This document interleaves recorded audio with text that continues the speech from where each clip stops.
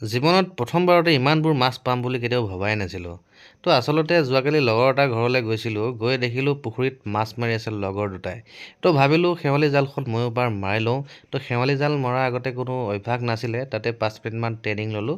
Training লৈ প্ৰথম ছাটটো মাৰি দিলোঁ। তো মাৰি দিয়াৰ পাছতেই সিহঁতে কৈ আছে দেই মোক, আপুনি নিশ্চয় আগতে জানে মাৰিবলৈ। তো ইমান ধুনীয়াকৈ মই পেলাইছোঁ ন গোলকৈ। তো কেনেকুৱা পেলাইছোঁ আপোনালোকে ক'বচোন, শেৱালি জালটো মৰা হৈছেনে নাই। তো যিহেতু মই লং পেণ্ট চাৰ্ট পিন্ধি গৈছোঁ, গতিকে তললৈ মানে নামিব দিয়া নাই মোক। মাছ লাগিছে কিন্তু মই গম পাইছোঁ মাছ যথেষ্ট মাছ লাগিছে। তো লগৰটো নামি গ'ল, নামি গৈ সেই মানে জালখন তলৰ পৰা উঠাই লৈ আহিলে। যিহেতু ওপৰৰ পৰা উঠাই লৈ আহিলে মাছখিনি হয়তো গুচি যাব। তো লগৰজনে জালখন দাঙি লৈ আহিছে। তো চাওকচোন মাছবোৰ কিমান মাছ লাগিছে, কি ধুনীয়া ধুনীয়া মাছ লাগিছে।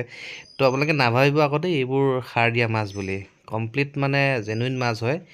যিহেতু মোৰ লগৰটোৰ পুখুৰী হয়, ইয়াতে কোনো ধৰণৰ সাৰ মানে প্ৰয়োগ নকৰে তেওঁলোকে।